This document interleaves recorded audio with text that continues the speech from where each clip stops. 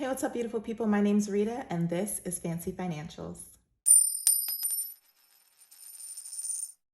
All right, guys, so welcome back to my channel. Again, if you're new here, my name's Rita, and on this channel, we're all about building our wealth at home by budgeting and saving via our cash envelope systems. Today's video is not going to be a cash stuffing today, though. It's going to be a payday routine video or paycheck routine video. And I just wanted to do one of these because I think it's really important for everyone to have this type of routine, especially when you are on a journey, a financial journey, whether it's a savings journey, a debt payoff journey, or just a getting your finances under control journey in general. I think that it is really great to have this routine, and to be able to stick to it consistently really helps manage your money. So we're gonna go ahead and just walk through what my routine is. This is not a budget with me video. I will not be going over specific numbers in regards to like my bills and things of that sort. I will do a cash breakdown with you guys towards the end of this video and show you guys how I prepare my money to do a cash stuffing video. So I'll definitely include that. But again, this is more of a routine, not necessarily a budget with me. So if you're interested, keep watching. All right, guys, so the first tip that I have for your payday routine is to get comfortable. Figure out where you want to relax and really sit down and hone in on your budget. And for me, that's here at my desk. This is my work desk, this is my budgeting desk, my recording desk, so this is my personal space that I take pride in. I also grab a cup of coffee. Today's coffee was pumpkin spice with cream and sugar. So I'm definitely getting in fall vibes. But yeah, just romanticize this process, because for some people it can definitely be a little depressing when payday comes around. You're excited that you got paid, but then you're depressed because all of your money is gone as quickly as it came. For me, I've learned over the last couple of years to really take pride in doing the zero-based budget and making sure that I know where every one of my dollars is going, that it's assigned someplace, even my leftover money, where is it going? And that way, if anybody is ever, asking me a question about how much do you spend on groceries, how much leftover money do you have after bills, those types of things, I'm able to answer those questions without even thinking about it. And for me, that is really important, because prior to my financial journey, I was one of those people where I got paid and I would sit on my paycheck for a few days before I even looked at it or opened up my laptop to pay my bills. I'm also that person that, my paycheck would come in and I would start spending me money or shopping money before I even thought about my bills. And then I kind of had to backtrack and, have a hope and a wish that there was still enough money there to finance my bills. And that was a terrible way to live. And I definitely think a lot of that contributed to my irresponsibility with money and me having some debt. But we are on a new side of things. And so for me, one of the first things that I do is tackle necessities right away. So me and my husband both have the same routine, where as soon as we get paid, we wake up really early that morning and we tackle it right away. It doesn't take long. This could take you an hour to do, or, 30 minutes. Once you get in a routine, it goes much quicker. But the first thing I like to do is pay my bills. They're non-negotiables. I can't not pay my bills. I mean, I probably could, but then I'd get myself in trouble and I'd be in a big hole. So the first thing we do is we pay our bills first and foremost. So for me, I have a lot of different ways to know when my money comes in. I use a app that I've been using for a few years called Digit, which was one of the apps that first kind of got me understanding where my money goes. If you're unfamiliar with Digit, it's an app that helps you save by tracking your spending habits, and it kind of like steals a few dollars at a time and sets them aside for you without you noticing. And I remember when I first started using Digit, I was so surprised, that each paycheck I had extra money sitting aside that I didn't even realize was gone. And that's when I realized that I had a problem and I needed a budget to begin with. But anyway, that's besides the point. This video is not about that app. I just wanted to mention that with the Digit app, I do receive a text message every morning that lets me know what my current checking account balance is. And so when I get paid on Payday, I wake up that morning to a text message and I'm able to look at that number in my checking account and tell whether or not I've been paid or not. So the first thing that you definitely want to do is go ahead and check your pay amount and make sure that it's the amount that you expect it to have. And if it's not, then of course there's some things that you need to do. That's gonna help you adjust your budget, figure out if you need to pull from a few different places to cover what's not there. But for me, I'm a salaried employee. I get paid bi-weekly, which is every 2 weeks. And so for me, my income is pretty consistent. It's always the same amount unless I have a bonus or a reimbursement or something of that sort that's attached onto my paycheck at the time. So that was a lot that I covered just now as far as like my first step, but I'm gonna go ahead and do that first step with you guys. Obviously I can't show you guys. I'm logging into my bank account and I'm just going to spend a few minutes going through and paying my bills, and then I will show you guys what I do after all of my necessities are taken care of.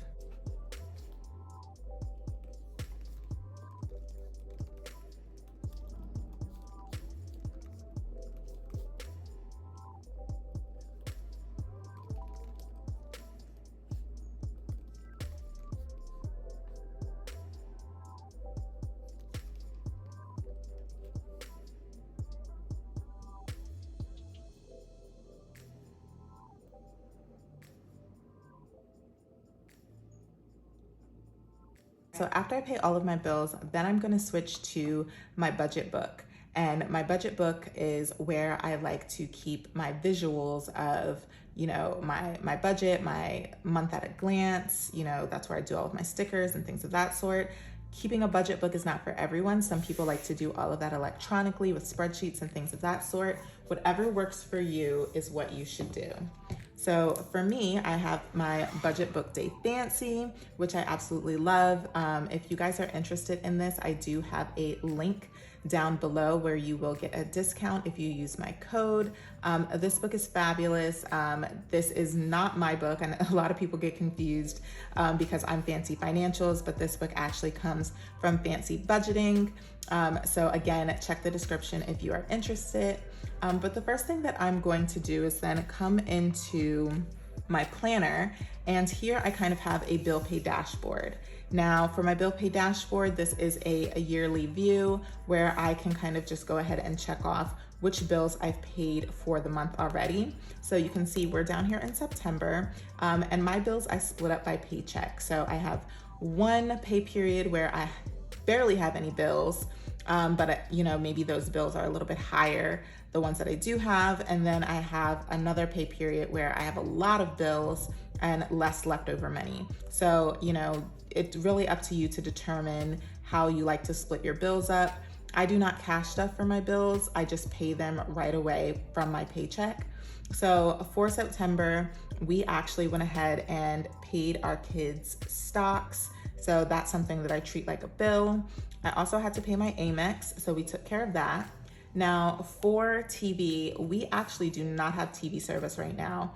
And what I mean by that is like we have Netflix and Disney Plus and Hulu and Amazon Prime TV and all of that stuff, but we were paying a extra fee for a Amazon Fire Stick where we were getting some cable channels, if you know what I mean. I won't go into too much detail. It was only $10, but we don't have that right now because we lost that service, or that service, you know, was no longer available to us.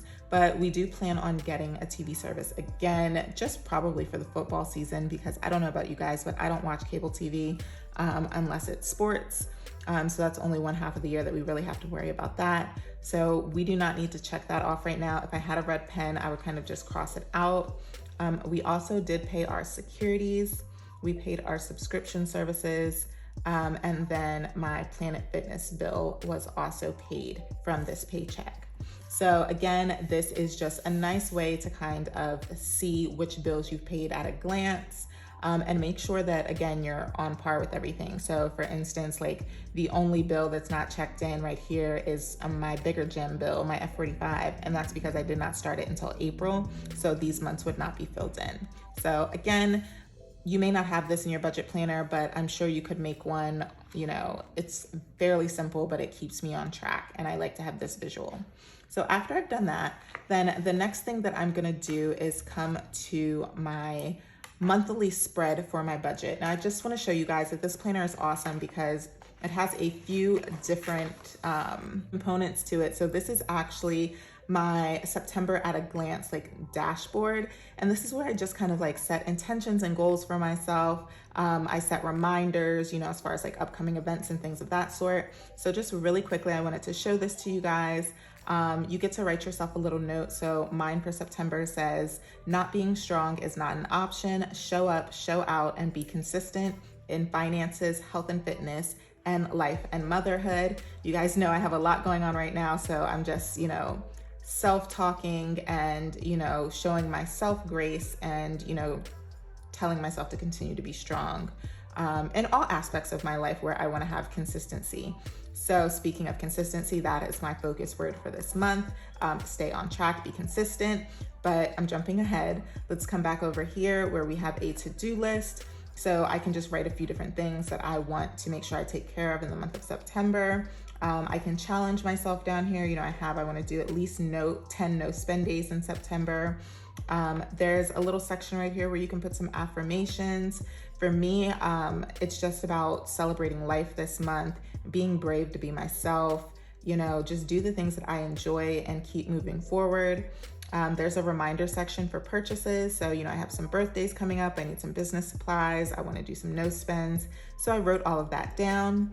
Over on this side, you can kind of give yourself, you know, a book of the month. I'm definitely going to be reading Colleen Hoover, It Ends With Us, because I cannot stop seeing it on all of my social media platforms. And so I just feel like I need to go get that book and read it. And then there's also a section for you to put your income. You guys know that I do not share my exact numbers anymore just because of some things that have happened in the past, but you get to write that down. So I just have my hospital pay, which is my main income. There's also a place over here for you to put your carryover, some of your financial goals, again, some upcoming things, and then a section for gratitude. So this is just your dashboard area. And then you get a mood board. I haven't done that yet, but you also get 3 monthly views. And so the way that I use them is I do a fitness one. So this is my fitness tracker. You guys know my daughter was in the hospital, so I've only worked out one time this month so far. And I hope to fill the rest of this in and be really consistent. So I kind of set 3 goals for myself. Then you also have a family view, which I haven't really finished filling this one in, so we won't look too deep into that one. But most importantly, what we're here to talk about is September. This is my September budget spread. And typically what I would do is I would write my monthly pay, so my monthly estimated pay. I'm paid bi-weekly again, if you did not know. So my bi-weekly pay times 2. And then I would also total up all of my bills for the month so that I know what my income versus my expenses are. So I'll fill those in later and in private, but I just wanted to show you guys my spread here. For my first paycheck in September, I barely have any bills. So the first thing that I'm gonna do is lay my bill stickers on the dates where the bills are coming out, which again, really weirdly for me, is only 2 days that my bills fall on out of that first paycheck, and that's the 15th and the 17th. So I'm gonna go ahead and just check off the bills that I just paid with you guys, which were my kids' investments. My car is not due until the 15th, and we're not at the 15th yet. Today is actually a Friday, the 9th, and I get paid on the 8th. I get paid on Thursdays bi-weekly. So typically what I do is, if it's not the same day that I get paid, the very next morning is when I sit down and I do this process. Like I said, I don't like to play around. So we haven't paid the car yet. I typically will cash stuff this until right before it's due so that I don't confuse it in the bank with, you know, other money that I have. But we also paid our Amex. We also paid some subscription services that we have. So like I just mentioned, you know, our Amazon, our Hulu, all of that great stuff, Netflix. And then we also paid our our Planet Fitness bill. You can use this monthly spread to track how much you spend on each day, to track your no spend days. Like, you can get really creative with it. You can see that I put down things like these exclamation marks that you see right here. For me, that is just an indication that these are high spend days, because this is my son's birthday and this is the day that we are extending and celebrating his birthday some more with a trip to Six Flags. So I just like to put those exclamation points so I have a reminder that I'm gonna be spending a lot of money those days. So anyway, I just wanted you guys to kind of see a glance as to what I do. After I lay down my budget stickers, then we do have a few other pages, which I really haven't filled these in yet, but you can write down your bills again and just put, a confirmation code if you have them. I can go ahead and just mark these off again, everything but my car payment, because we went ahead and paid everything but that. Okay. And then we come to this page here.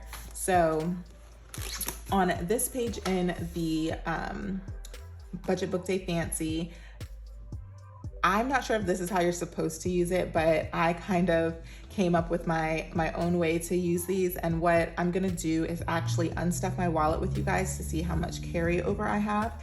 And then I'm gonna go ahead and take my first paycheck and break it down with you guys as far as how much money I wanna set aside for my daily cash envelopes and then also for my sinking funds. So let's go ahead and take a look inside my wallet and see if we have any money left over. So in food, we do not have any money left over. Toiletries, we do not have any money left over. Pet care is also empty. Gas money, we actually have 25 bucks left in gas money. So I'm gonna put that right there. And personal, we have quite a bit left in personal. We have 20, 40, 41, 42, 43, 44, 45, 46, and 47. 47 in personal, and nothing left in dollars.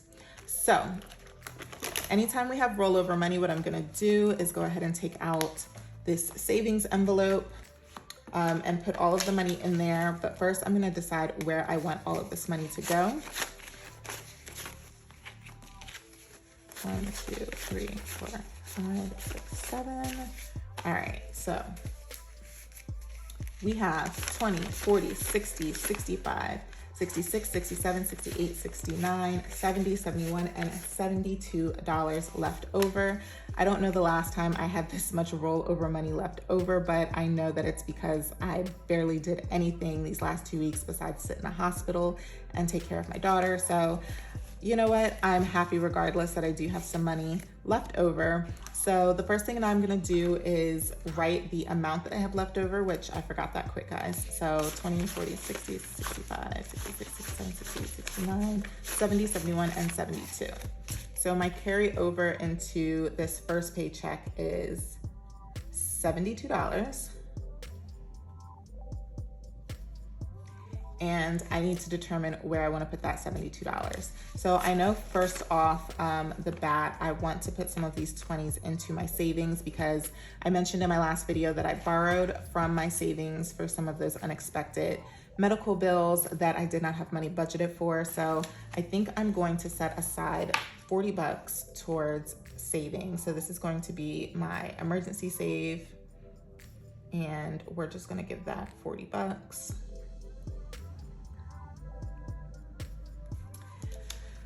And then we have a whole bunch of ones here. So I think I already know what I'm gonna do with that, but I am gonna take this 20 and this 5, and I'm actually gonna put that towards Christmas, because I've been neglecting Christmas a little bit and I definitely need to catch up. So that works out in my favor. And then that leaves us with 1, 2, 3, 4, 5, 6, and $7.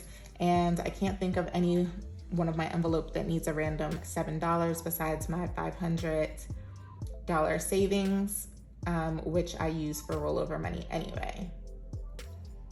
All right, so now that we have figured out where we're putting all of the $72, I'm just gonna put it in this envelope here, And I will make sure that when it's time for me to cash stuff, that I go ahead and add this money into it. Okay.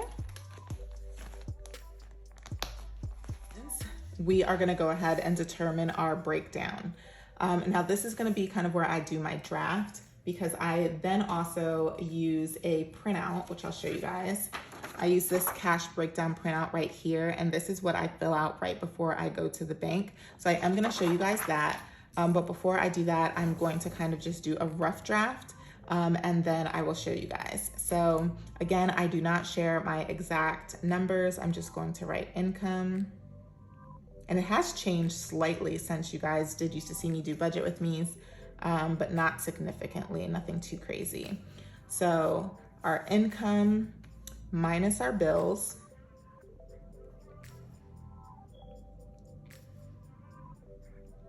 is going to give us the amount of money that we are able to use towards our daily cash spending and also our sinking funds. And for me, this pay period, that amount is $1,621.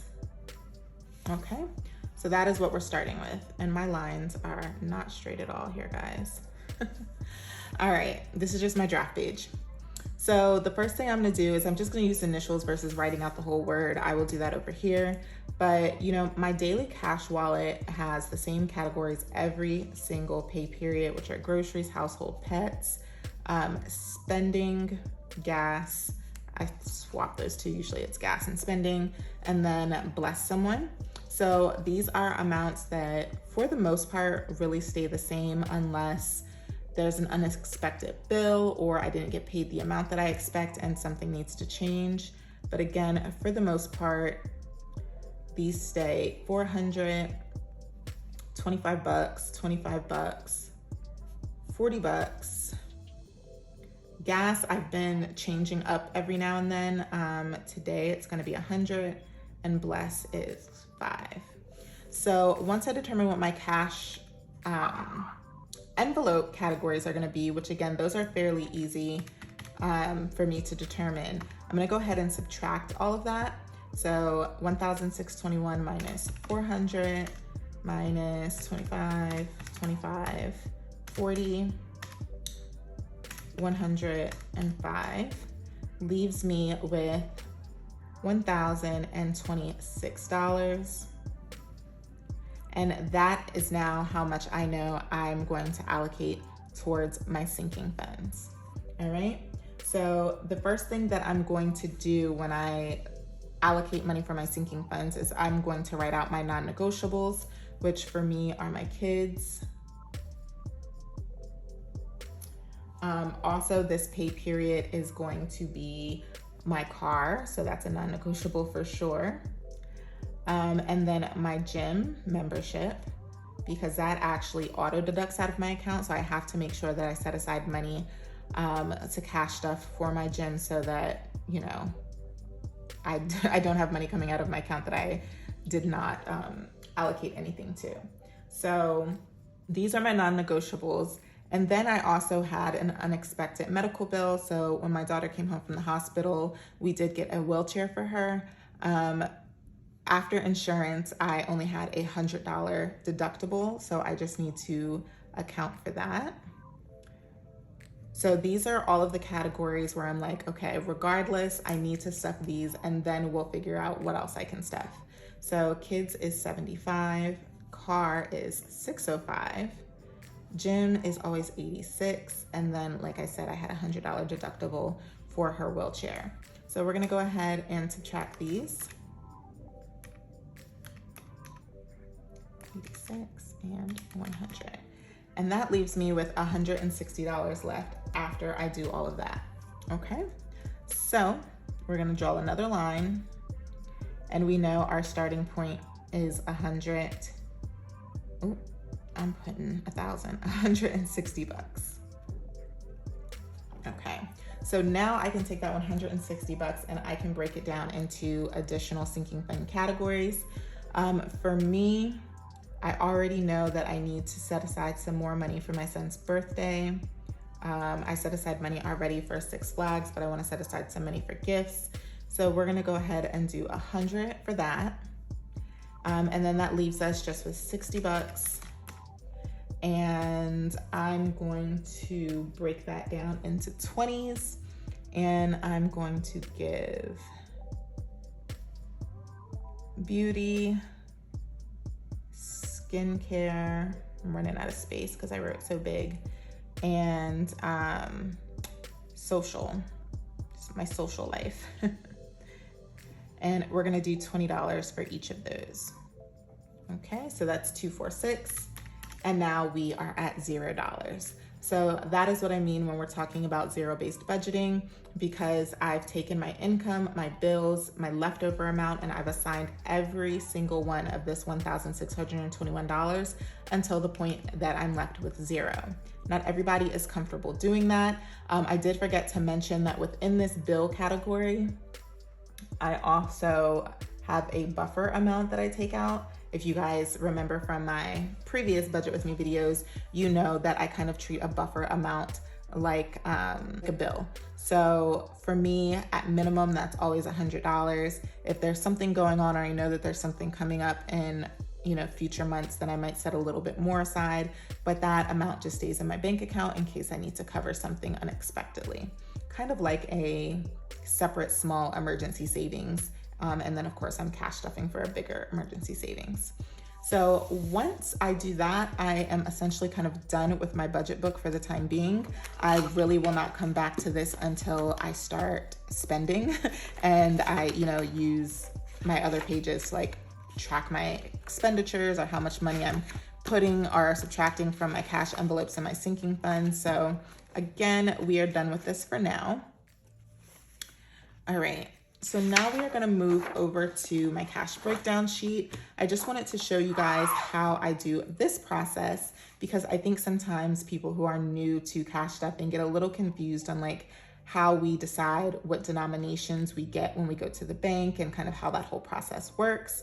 So the breakdown that you guys just saw me do, I'm going to go ahead and speed this up and write that for these categories. And then I will show you guys how I kind of do my breakdown and get my money out of the bank.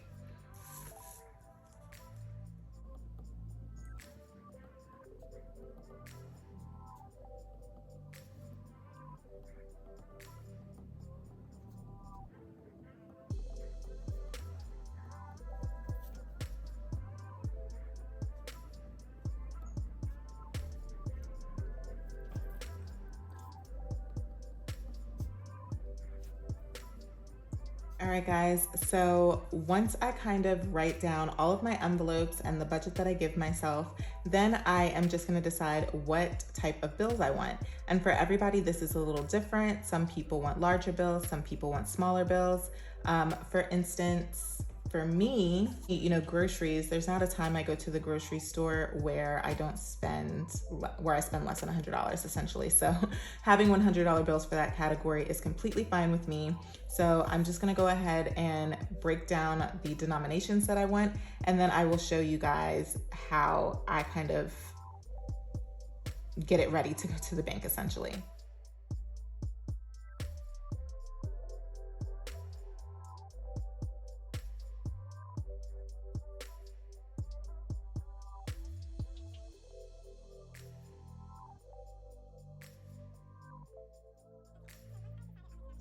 Again, I kind of give myself a range between large and small bills. You're gonna go ahead and just total them up down here at the bottom, and then immediately write the amount that you have.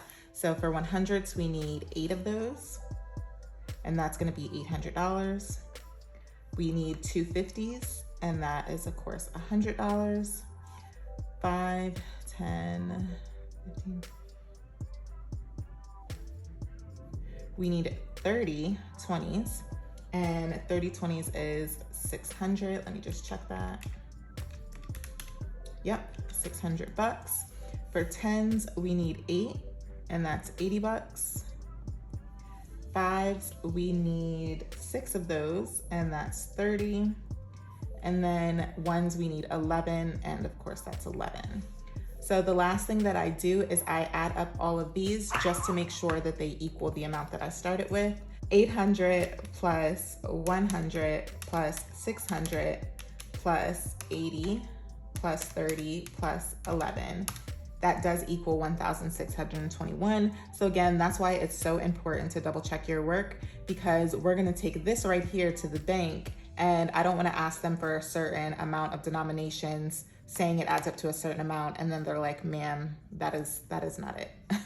That would be embarrassing, one, and two, you know, I don't wanna make their job harder. So the next step that I do is I go ahead and I get my wallet, and I'm gonna pull out my cash breakdown card.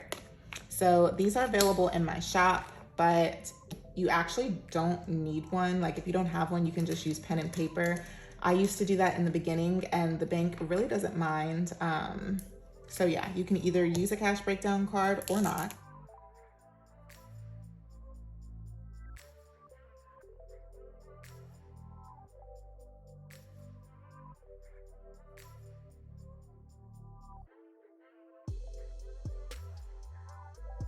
Now, I have a little bit of a fat Sharpie. I do recommend using like a smaller tip one to fill this in. Although you guys can essentially see though that I just transferred this amount. You could actually even just cut off the bottom of your cash breakdown page and use that as well. Again, this is what I use. So once I have that, I take this to the bank. And not everybody will have access to this, but I actually have a stack of withdraw slips for my bank because they know me there and they know why I'm coming. So they wanted to save me some time. So I just take one of these and I fill it out. Obviously I can't do that with you guys now.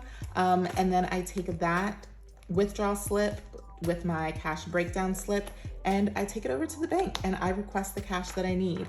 And it's really simple. Again, they don't give me any trouble. I go through the drive-through actually, and it makes things really easy. So let's pause really quickly because I need to go to the bank and I'll be right back. All right guys, we are back from the bank. We got the goods. So this is my money from Wells Fargo.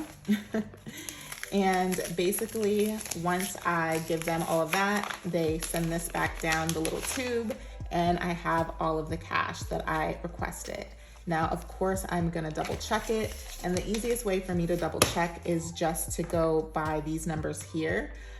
So let's count our $100. We have 100, 200, 300, 400, 500, 600, 700, and 800. We should have two 50s, 1 and 2. We should have 30 20s.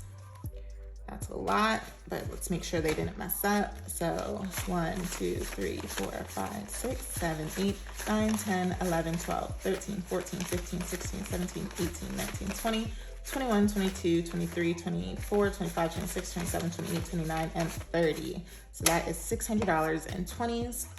I should have 8 10s, 10, 20, 30, 40, 50, 60, 70, and 80.